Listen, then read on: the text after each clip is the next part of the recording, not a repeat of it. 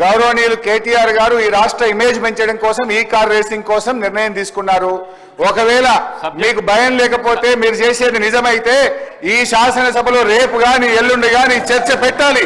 చర్చ పెట్టి నిజం. మహేశ్వర్ రెడ్డి గారు. Thank you sir. అధ్యక్ష, ఈరోజు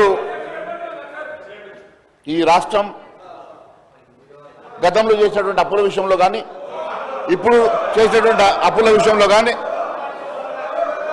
ఆర్థిక మంత్రి ఉప ముఖ్యమంత్రి బట్టి విక్రమార్క గారు ఈరోజు వైట్ పేపర్ ప్రజెంట్ చేయడం, మరి ఈరోజు కాంగ్రెస్ సర్కార్ గత ఏడాది కాలంలో దాదాపు 1,27,000 కోట్ల రూపాయలు అప్పు చేసి మరి గత ప్రభుత్వం చేసేటువంటి అప్పుల మీద మాట్లాడే ప్రయత్నం చేస్తూ ఉన్నారు అధ్యక్ష.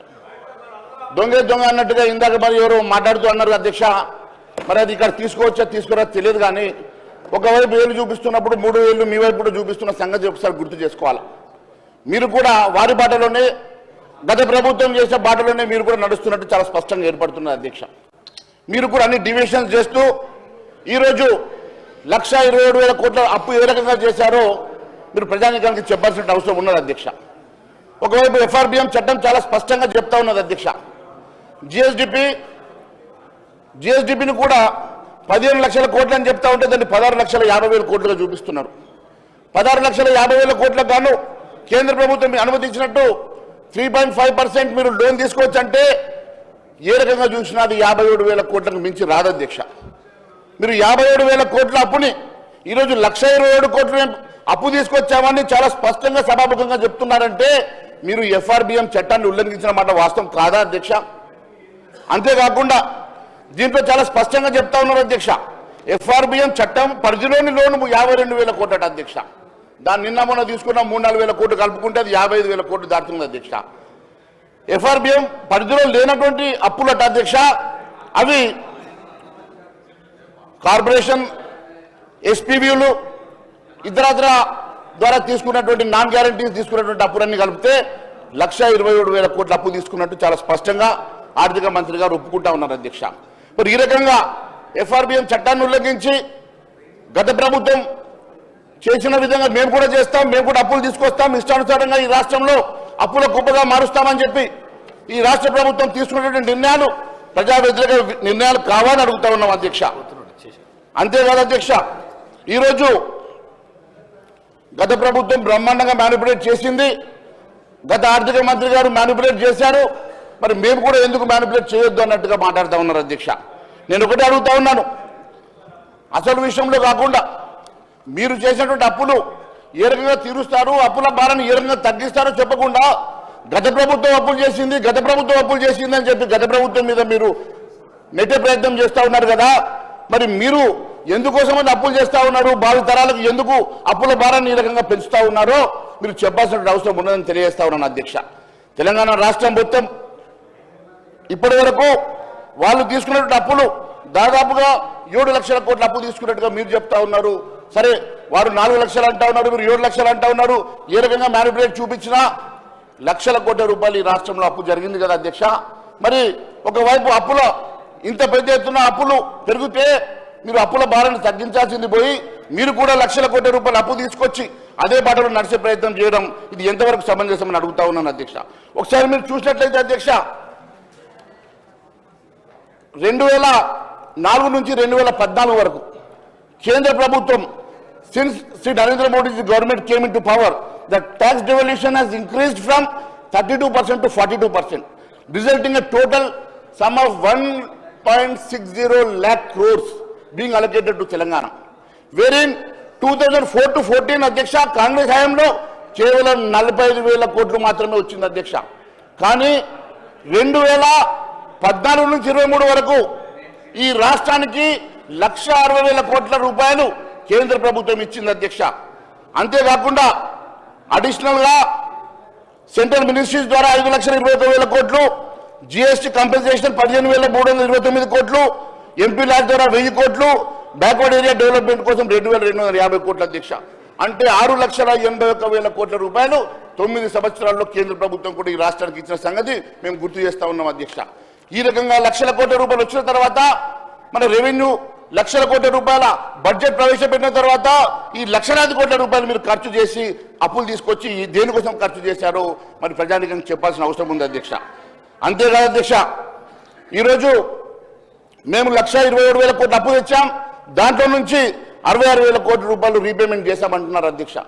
కానీ రీపేమెంట్ చేసిన దాంట్లో వడ్డీ ఎక్కువ ఉంది. అసలు కేవలం దాంట్లో 17,000 కోట్లు మాత్రమే అసలు ఉంటే మిగిలిందంతా వడ్డీ కిందకనే పోతుంది అధ్యక్ష. మన అప్పుల భారం తగ్గడం లేదు. మళ్ళీ కొత్తగా తెచ్చిన 1,27,000 కోట్లు అప్పుగా కొత్తగా మన దాంట్లో యాడ్ అవుతున్న సంగతి కూడా నేను గుర్తు చేస్తా ఉన్నాను అధ్యక్ష. ఏదో గారడి చేసే ప్రయత్నం, హరీష్ రావు గారు చేసిన తప్పుడు కప్పిపుచ్చుకునే ప్రయత్నం వీరు చేస్తా ఉన్నారు. మీరు తప్పు చేసిండ్రు కాబట్టి మాకు కూడా లైసెన్స్ ఉంది, మేము కూడా ఇదే మాదిరిగా తప్పు చేస్తామన్నట్టుగా ఒకవైపు బట్టి విక్రమార్క గారు మాట్లాడుతూ ఉంటే, ఈ రాష్ట్రం కేవలం మీ బేరిజాలకు పోకుండా ఈ రాష్ట్రాన్ని అప్పుల కుప్పగా మార్చి ఈ రాష్ట్రాన్ని దివాళా దిశగా నడిపించేటువంటి ప్రయత్నం చేస్తూ ఉన్నారు తప్ప, వారి బాటలో మేము నడుస్తామన్నట్టుగా ప్రయత్నం చేస్తున్నారు తప్ప, మేము నిజంగా కూడా ఈ రాష్ట్ర ప్రయోజనాల కోసం మేము ఏం చేశామన్న ఆలోచన చేయకుండా చాలా తప్పిదాలు చేస్తూ ఉన్నారని తెలియజేస్తా ఉన్నాను అధ్యక్ష. కాగ్ కూడా రిపోర్ట్ ఇచ్చింది అధ్యక్ష. మొన్న కాగ్ రిపోర్ట్ రాష్ట్ర ప్రభుత్వం అప్పులు ఎక్కువ చేస్తుందన్న సంగతి కాగ్ కూడా మనం ఇచ్చిన రిపోర్ట్లో చాలా స్పష్టంగా చెప్పింది అధ్యక్ష. Controller and auditor general CAG Telangana రాష్ట్ర ఆదాయ వ్యవహారాలపై అక్టోబర్ విడుదల చేసిన నివేదిక ప్రకారం ఈసారి బడ్జెట్లో అన్ని రకాల రాబడుల కింద 2,74,057 కోట్ల అంచనా వేయగా కేవలం 45.97% మాత్రమే నిధులు సమకూరినాయి అధ్యక్ష. ఇందులో రెవెన్యూ రాబడులు 2,21,242 కోట్లు అంచనా వేయగా కేవలం 90,844 కోట్లు మాత్రమే, మూలధనం రాబడులు 52,815 కోట్లు అంచనా వేయగా 35,145 కోట్లు మాత్రమే సమకూరినాయి. ఈ రకంగా రాబడులు తగ్గినాయి అధ్యక్ష. కేవలం అప్పుల మీదనే ఈ రాష్ట్ర ఆదాయం ఆధారపడినప్పుడు మీరు కేవలం ఇచ్చినటువంటి హామీలు నెరవేర్చలేక ఇదే నిబంతో ఎదుటి వాళ్ళ మీద దాడి చేసే ప్రయత్నం చేస్తున్నారు తప్ప, మీరు రాష్ట్ర ప్రయోజనాల కోసం ఏ రకంగా ముందుకెళ్తా ఉన్నారో తెలియాల్సిన అవసరం ఉందని తెలియజేస్తా ఉన్నా అధ్యక్ష. అదే కాదు అధ్యక్ష, the Deputy Chief Minister of Telangana, Mr. Batti Vikramarka Malluji, has presented the budget for the state of financial year 24-25 on July 25th for rupees 2,91,159 crores. The gross state domestic product of Telangana 24-25 at current price is estimated as 16.5 lakhs, as it is only 15 lakh crores, but they have estimated as 16.5 lakh crores, an increase of about 12.5% over 23-24. Deficit debt and FRBM target for 24-25. The Telangana Fiscal Responsibility and the Budget Management Act 2005 provides annual target to progressively reduce the outstanding liabilities. Kane revenue deficit and fiscal deficit of the state government. The fiscal deficit, it is the excess of total expenditure over the total receipts. This gap is filled by borrowing by the government through only loans, Adhyaksha. This increase of loan liabilities ki perige ఆస్కారం ఉన్నదని చాలా స్పష్టంగా తెలియజేస్తా ఉన్నాను అధ్యక్ష. నేను ఒకటే అడగదలుచుకున్నాను అధ్యక్ష, FRBM ప్రకారం రాష్ట్ర ప్రభుత్వం చేసినటువంటి అప్పులు 52,000 కోట్ల రూపాయలు అయితే, ఇప్పుడు ఈ నెలలో ఇంకా తీసుకున్నటువంటి 4,000 కోట్లు కలిపితే 55,000 కోట్లు రాగా, FRBM పరిధిలో రాకుండా దొడ్డదారులు తీసుకున్నటువంటి అప్పుల గురించి ఇంత స్పష్టంగా మీరు సభాముఖంగా మనకు తెలియజేసిన తర్వాత, ఇది FRBM చట్టంలో రాకుండా ఏ రకంగా ఉంటుందని అడుగుతా ఉన్నాను అధ్యక్ష. ఖచ్చితంగా ఒక సర్క్యులర్ వచ్చింది అధ్యక్ష సెంట్రల్ గవర్నమెంట్ నుంచి, ఫైనాన్షియల్ డిపార్ట్మెంట్ నుంచి, ఎనీ లోన్ ఏ లోన్ అయినా సరే మీరు SPBMలో తీసుకున్నా కార్పొరేషన్ ద్వారా తీసుకున్నా ఆ లోన్ అంతా కూడా FRBM లిమిట్స్ కిందకి రా, because any loan repayable by the government should come under FRBM limits అని.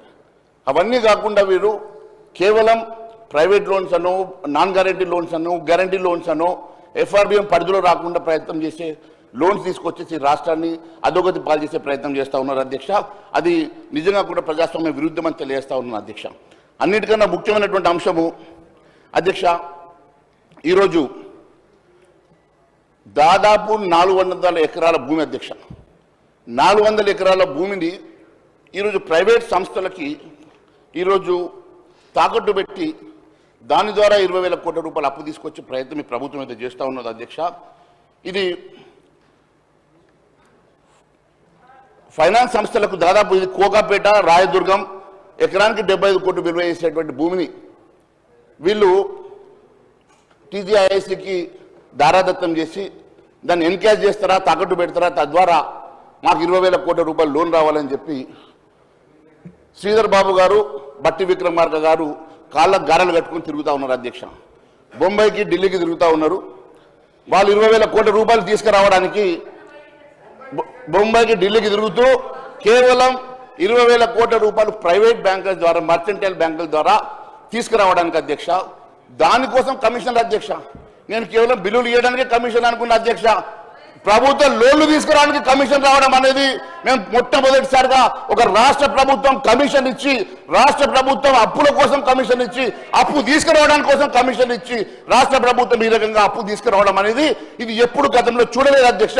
రాష్ట్ర ప్రభుత్వానికి అప్పులు రావాలంటే మర్కెంటైల్ బ్యాంకులకు, బ్రోకర్లకు పర్సెంటేజ్ ఇచ్చి, బ్రోకర్లకు 2-3% ఇచ్చి ఈ రోజు లోన్లు తీసుకునేటువంటి దుస్థితి, దుర్గతి రాష్ట్రానికి పట్టిందంటే ఇంతకైనా నీచం ఇంకొకటి లేదు అని తెలియజేస్తా ఉన్నాను అధ్యక్ష.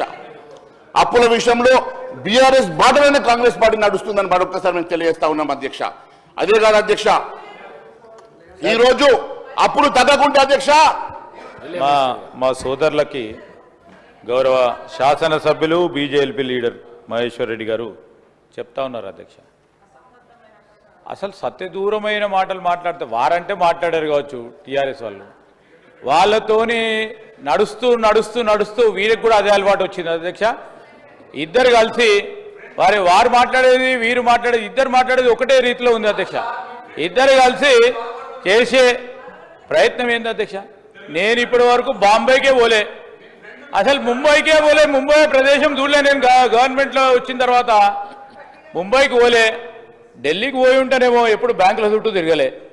రెండవది సార్, ఇంతకుముందే శ్రీనివాసరెడ్డి గారు రెవెన్యూ మంత్రి గారు చెప్పారు, transfer of property to IIC అని చెప్పారు. దానికి సంబంధించి మేము చేస్తూ ఉన్న ప్రయత్నం, రేపు కోకాపేట ఇది కానీ ఆక్షన్ చేయలేదు, భూమిపై ₹1 తీసుకోలేదు, తీసుకొని అంశాలను కూడా ఎందుకు తీసుకున్నా కానీ ఈరోజు ప్రొడక్టివ్ పర్పస్ గురించి తిరిగి ఐఐసి ఏదైనా డిబెంచర్స్ ద్వారా కానీ అప్పు కానీ తీసుకుంటే మళ్ళా 3 అంతలు తిరిగి కార్పొరేషన్కి వచ్చే ప్రయత్నంలో ఉంటుంది. మూడు అంతలు వచ్చే ఉంటుంది. సరే, ఇవన్నీ ఇది ఎవరికైనా పంచుతా ఉన్నావా అధ్యక్ష? తీసుకొని పంచుతా ఉన్నారా? అసలు కమిషన్ ఏంది అధ్యక్ష? బ్యాంక్ లోన్ ఏంది అధ్యక్ష? కమిషన్ ఏంది అధ్యక్ష? ఈరోజు ఉత్తరప్రదేశ్ రాష్ట్రంలో కూడా అధ్యక్ష వారు డిబెంచర్స్ రేజ్ చేస్తూ ఉన్నప్పుడు అక్కడ వాళ్ళ ప్రభుత్వం ఉంది. ప్లీజ్, ఎందుకంటే నేను దానిపైన ప్రత్యేకమైన ప్రస్తావనతో కూడా ఆ రికార్డ్స్ అన్ని కూడా తెచ్చుకోవటం జరిగింది. యూపీ గవర్నమెంట్ అధ్యక్ష ఒక పబ్లిక్ పర్పస్ గురించి ప్రాపర్టీని సంబంధించి అక్కడ వాల్యుయేషన్ వేసి డిబెంచర్స్ ద్వారా వారు మనీ రేజ్ చేసుకున్నారు అధ్యక్ష. That comes under ambit of our scope of our financial exercise. So ఆ అంశం విషయంలో ఏది తీసుకురావద్దు. గత ప్రభుత్వం ఇప్పుడు అనేక సందర్భాల్లో హరీష్ రావు గారు కూడా చెప్తా ఉన్నారు. ఇప్పుడు అప్పు మేము ఎందుకు తీసుకొచ్చాం అధ్యక్ష? వారు చేసిన అప్పులు మిత్తులు కట్టడానికి మేము అప్పులు చేసినాం. సేమ్ మళ్ళీ అదే మాట్లాడితే ఎట్లా సార్ అధ్యక్ష? ఈరోజు మళ్ళీ అదే మహేశ్వర్ రెడ్డి గారు అదే మాట్లాడుతూ ఉన్నారు, వాళ్ళు చేసినని. మేము ఈరోజు ప్రస్తావన చేయటానికి ఈరోజు ఇండస్ట్రియల్ కార్పొరేషన్కు సంబంధించి